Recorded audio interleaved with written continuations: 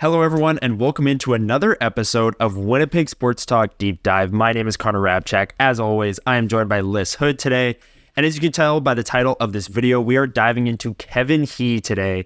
He has been lighting it up with the Niagara Ice Dogs, and we are going to break it all down, strengths, weaknesses, what to watch for, as he was just drafted this past year. But before we dive into all that, Lyss, how are you doing today? I'm doing super well, and I am super fired up about this episode. Kind of the beauty of you and I both having some flexibility, and we have ideas of who we want to talk about in this series, but we can bring up certain guys when there is demand, when you guys recommend people to us. And like Connor, you kind of alluded to here, Kevin, he's been lighting it up to start the season in the OHL, one of the top scorers in the league. We're recording this on a Thursday here. I do believe he has a game tonight, but right now he's sitting at 18 points in 9 games, which is pretty fantastic. So might as well dive into this player, talk about how the Winnipeg Jets acquired him and what we could possibly see him bringing into the organization. Absolutely. I love the spontaneous aspect of it. Kevin, he's had a hot start to the year. Let's do it. Deep dive. Let's dive into it. Coming in with the player card as always. And as you can see there at the top, born in Beijing, China. He's the second player in NHL history born from China to be drafted. And he's the highest drafted Chinese-born player in NHL history. So a really cool story there. He's a left winger, 6 feet tall, 181 pounds. Those stats are via Elite Prospects. 2024 NHL entry draft, he went 109th overall to the Winnipeg Jets. That is the 4th round, and he's 18 years old. And this last week, he was named the captain of the Niagara Ice Dogs, and he's the first Chinese-born player to be named a captain of a team in CHL history. So a lot of history being made here with Kevin He, a lot of really cool history. Lyss, what stands out to you about, kind of the history aspect behind Kevin He and him being drafted this year? Well, for me, it's all about representation and growing the game, right? Anytime you see someone who's the first of anything, they won't be the last. Others get to follow in their footsteps. And, we've seen how, the Asian countries joining in sports like baseball and stuff like that, how amazing it's been for the growth of the MLB and stuff like that. So getting more international representation in the NHL is awesome. So hopefully this can act as a representation for people who are in China learning about hockey. I actually have a cousin who is from California, and he learned to play hockey when he was in China about 5-10 years ago or whatever it was, right? So the sport totally exists there, but as far as representation in the best league in the world, not a ton so far. If Kevin He gets to play for the Winnipeg Jets, he will be the first ever Chinese-born player to play in the league, because I don't believe the player who was drafted by the Islanders, I think it was in 2015, who was the first ever Chinese-born player to be drafted, I don't think he ever played in an NHL game. So there's a lot of history still to be made by this player because, and we'll get into it, he's on pace right now to have a pretty interesting career. It's been a pretty awesome start to the OHL season for this prospect here. Absolutely. And the last thing I want to say on the player card before we transition into his strengths is the 6 feet tall, 181 pounds thing. To me, he plays a lot bigger than that. I know we don't like to mention players' heights here on WST Deep Dive because, we want to analyze their actual on-ice impact. I know, looking at you, Lyss. But 6 feet, 181, I was shocked to see that number. Now let's get into the strengths for Kevin He. Okay, so Lyss, diving into Kevin He's strengths, I'll tee you up here. You watch the highlights, you watch the film. What's one of the things that jumps out to you as a positive in Kevin He's game? Kevin He has no quit in his game. And, one of the terms, there are so many words that people use to describe hockey players, and they kind of latch onto them with certain guys. You are going to hear a lot in Kevin He's career about his motor. And people refer to motor when you're talking about a guy who just... My dad used to give this kind of metaphor and example where it's like almost like a top, right? And when he's on the bench, you wind him up. And as soon as it's time for the shift to start, just drop him on the ice. Boom, gone. Boom. He is super fast. Lots of, his straight line speed is pretty good. He's really quick and just don't stop, can't stop, won't stop. Connor and I were talking about some of the Winnipeg Jets that he made us think of when we were watching his film, because naturally that's what we do when we watch a lot of Winnipeg Jets hockey. Think about guys like Brandon Tanev. As we dive into, the specifics of Kevin He's game, he's not Brandon Tanev, I'm not saying that, but just remember that guy, you're like, oh my gosh, he is always in on the boards. He is never going to be the one to leave that scrum. He is always going to make sure that he is giving his absolute best down to the very last stride. That is what we see in Kevin He's motor, and I think that's a huge selling feature for this prospect that impacts a lot of the different areas of his game.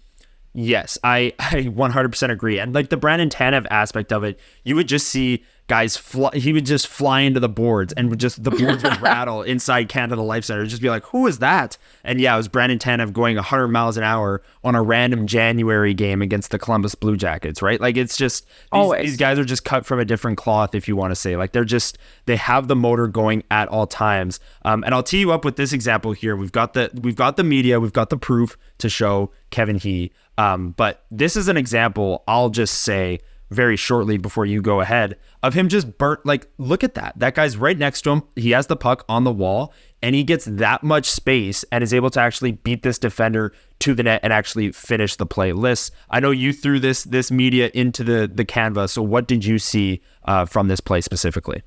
Well, I just think it's a perfect intersection of the motor that we spoke about, but also we'll get a little bit into the fact that, he is physical. And you alluded to it with Brandon Tanev, right? Where it's like, this man is finishing his checks. This guy is going in and he is battling. Doesn't matter what the stakes are, he's going through. So in this clip, he is rubbing the shoulder out. He's running down the boards. He's not afraid. Some guys will skate a little bit more towards open ice because they don't want to get, rubbed out on the boards or anything like that. Nah, Kevin, he sees the lane there. I don't care if someone's going to come and whack me. I'm going to beat them to it and I'm going to push them right back. And then he comes in, drives right towards the net, some down low scoring, which is also, something really positive with this player. This is just a really good example of what Kevin He does. He goes. And with a little bit of offensive touch, oftentimes, especially lately, it turns into really positive point production for the Niagara Ice Dogs. Yes, absolutely. And very nice point production for Kevin He, who, like you said earlier in the video, 18 points in 9 games, which is unbelievable. And I know points aren't a tell-all stat, but that is quite a bit. This is the and biggest also, strength. I think just a point to mention on that is that Kevin He is the first player on the Niagara Ice Dogs to be drafted to the NHL in 6 years. This man has not had super amazing quality of teammates. I'm not trying to dunk on the Niagara Ice Dogs or anything like that, but I think that's a pretty telling stat. The OHL is the best in terms of the 3 CHL leagues for percentage of players getting drafted, the most players getting drafted year in, year out. No players being drafted other than Kevin He in the last 6 years. He's not playing with top end talent like some of the other prospects that we've spoken about on this show have. So, like we said, points or whatever, but this is his highest point production personally in his career so far in the OHL, and B, we know that he's not some merchant off of some Connor Bedard-esque player that's playing in the league right now, right? So, absolutely. And that second point you made is when you're not playing with, those high level generational talents like a Connor Bedard in the dub, it's like you have to kind of make these points for yourself. And this is an example here, this media that I'm going to bring in here, of him just like willing a goal into the net. The player in the red circle has the puck and has skated this up. He's already taken multiple strides with the puck. The player in green is Kevin He, and Kevin He just flattens this player in the open ice. Like, that player's on their back swimming in the slot as Kevin He is stealing that puck. A lot of players would just kind of poke check here and just kind of not Kevin He. Not Kevin He. Like I said earlier, that 6', 181 number really surprised me. And this is a play where it's evident. He just knocks this player, who's definitely bigger, you can tell, over to the ice, steals the puck, and then generates a good scoring chance here. And funny enough, one thing I noticed with Kevin He, this puck doesn't go on the net. But if there's one thing about Kevin He, it's that he loves to celebrate. Down there on that red arrow, down in the left-hand corner of this photo, he's celebrating. He's turning to the crowd, firing them up. And as you can see by the red arrow up top, the ref is waving no goal. Now, this goal goes in because it's behind the goalie. And as you can see, someone in the crease is whacking it in. But Kevin He loves to celebrate goals. Like, I remember watching a highlight when preparing for this of him making it 6-1 in a game, and he like full sprints and jumps into the Niagara Ice Dogs bench halfway through the second period in a 6-1 game. Like, that's the kind of celly you see when someone wins the game in overtime or something. Not Kevin He. This guy loves hockey. It's a part of that motor going all the time. And every time he scores, he just shows it. Like, he just it's loves it. What we in so Gen much. Z say, who is this diva? Because that is Kevin He. Who is this diva? He's going. Yeah, absolutely. But back to this play specifically, I think it's a great example of the forechecking, the physicality, and then the blend with the skill to kind of get himself into a good spot there and then shoot the puck. And yeah, it doesn't go in, but it does. Let's just say it does because Kevin He thought it did. So that's where we're at. That's the physicality side of it, the motor. That's the thing that jumps off the screen when you watch Kevin He. And in my opinion, it's kind of ridiculous because a lot of that showed up on film last year as well. I don't know if there are 108 players better than Kevin He in the entry draft. I through watching this, I like, this is a player. Like, this is a really good player.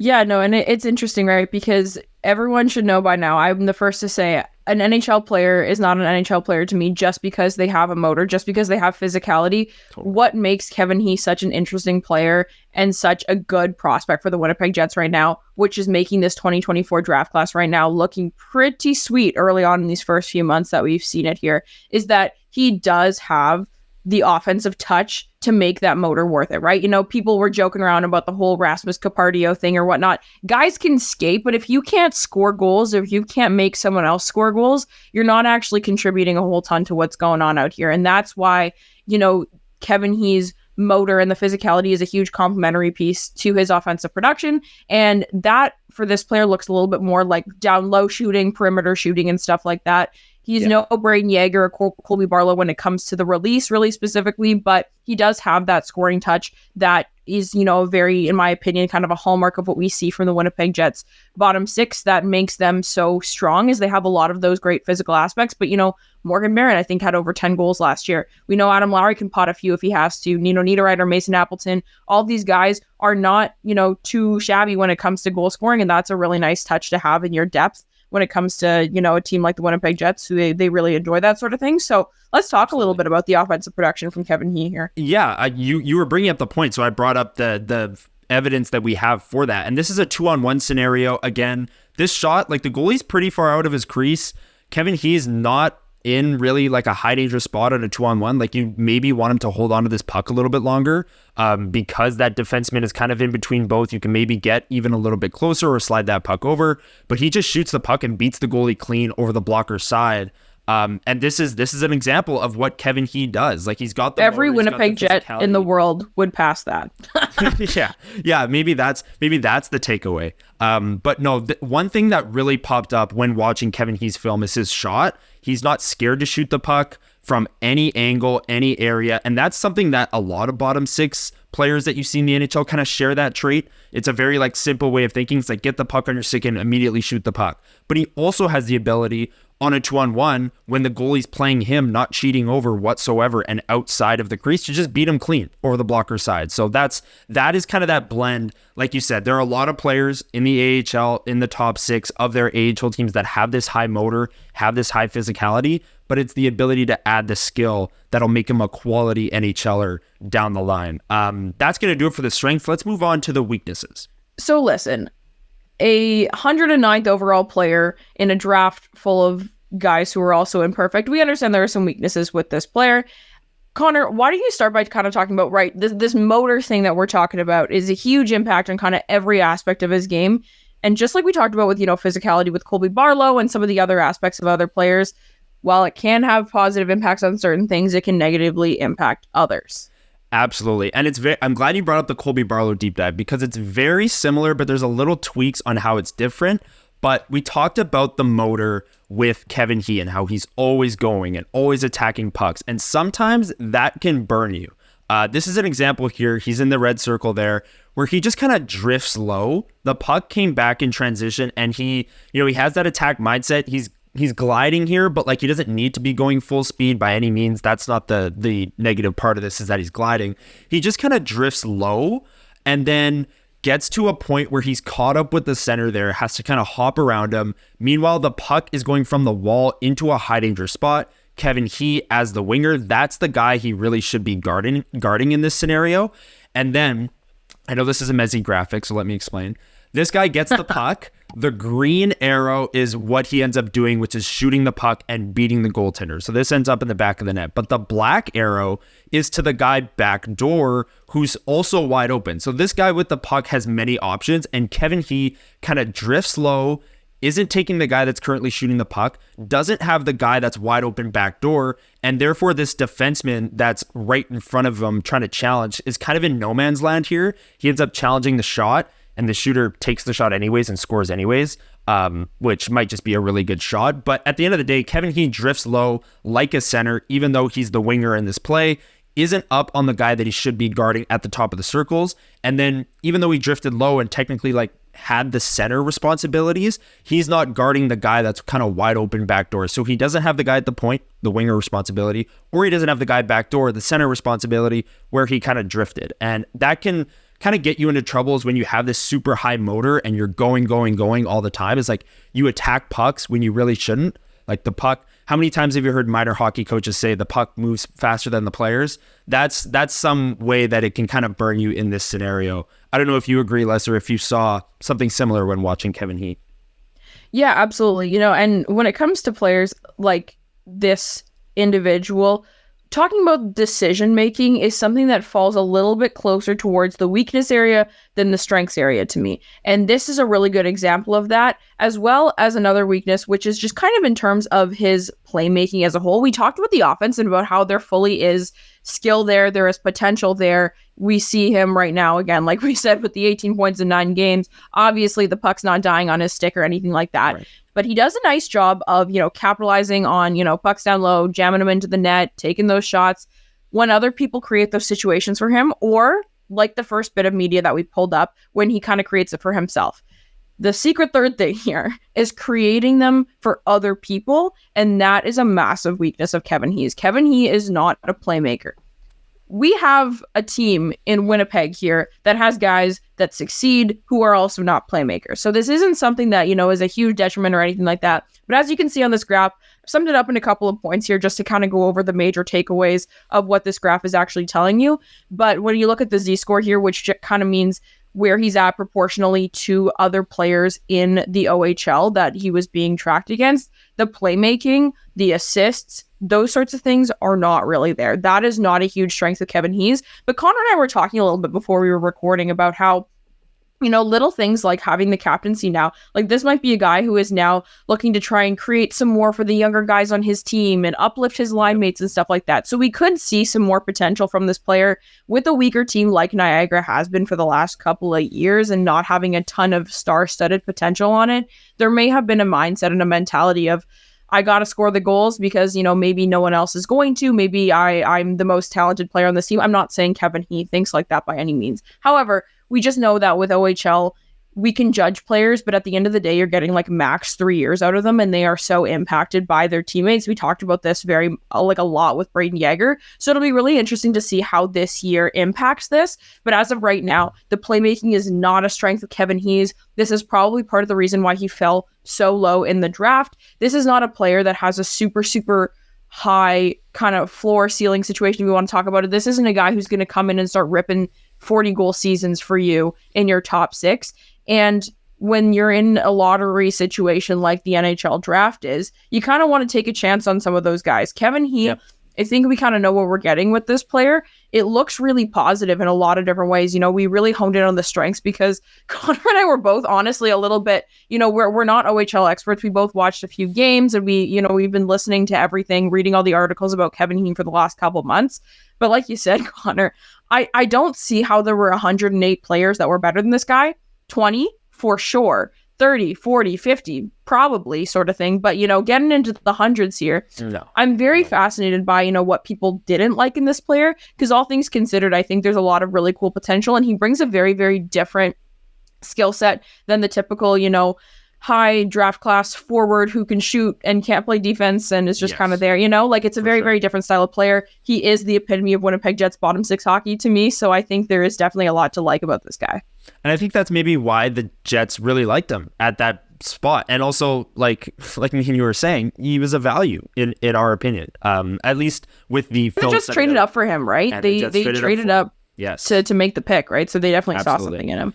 Yeah, but this graph that we're showing here really does kind of tell the story of what we've said throughout this episode as well, which is the shots per 60 are through the roof. Like we said, this guy's not afraid to just shoot the puck.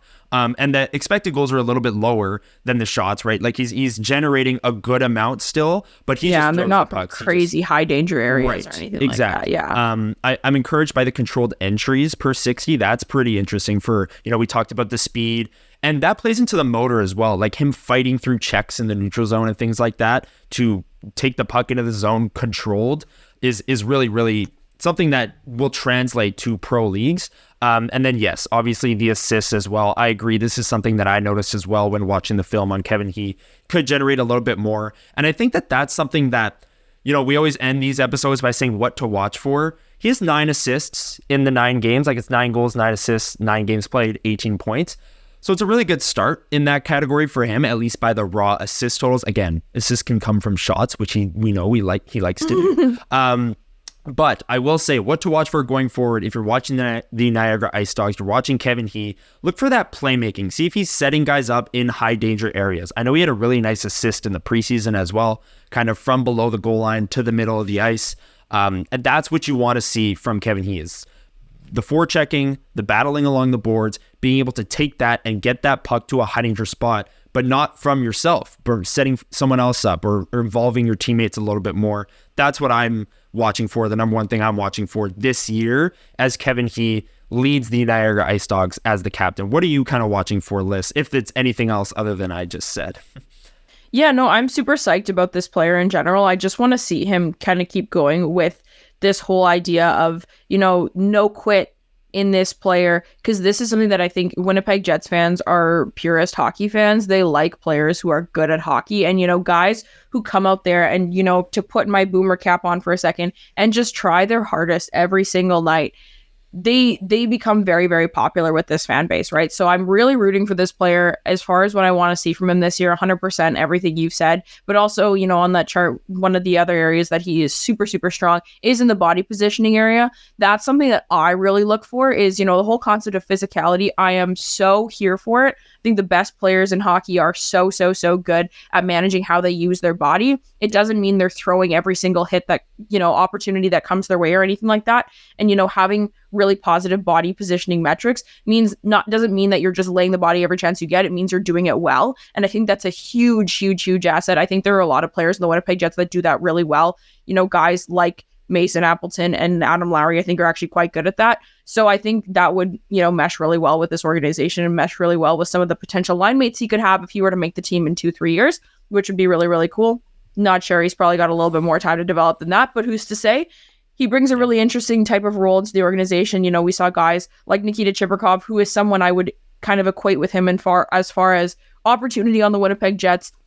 They're probably looking at a similar role. And Nikita Chibrikov was one of the closest guys to making the Winnipeg Jets this year from that pool of prospects. And I would not say he's the most skilled, right? So there's a role for everybody. And I think Kevin He, I want to see him continue in those areas that he's already really, really strong at. And like you mentioned, hopefully grow in some of the areas and make people go in a few years. How did this guy fall to 109? I mean, we're already saying that. No, maybe we're getting a little bit out of ourselves with that. But honestly, this is a really talented player. I'm super excited to see his development over the next couple of years. And just one last thing on that point of the effort and, fans enjoying that. It was development camp at the start of July. And this guy was going 110% in every single drill, winning puck battles. Like, it's development camp. You said every time we were there, we heard the boards rattle. We're like, who is that? Oh, it was Kevin He. Classic.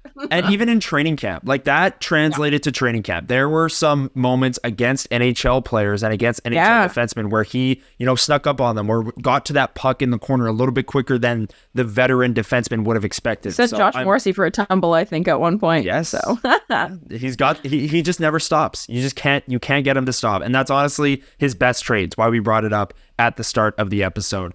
That's going to do it for this episode of WST Deep Dive. Thank you so much, everyone, for making it to the end of the video. If you enjoyed, hit the like button and the subscribe and that notification bell so you don't miss all the great content we've got coming out on the WST channel. And down in the comments, let us know your thoughts on this player. Like Lyss said on the very first episode, we love hearing your opinions, whether or not we missed something, whether you think we were wrong on something. We love to hear it. Let us know in the comments down below, and we will see you on the next episode of WST Deep Dive. Thank you, everyone.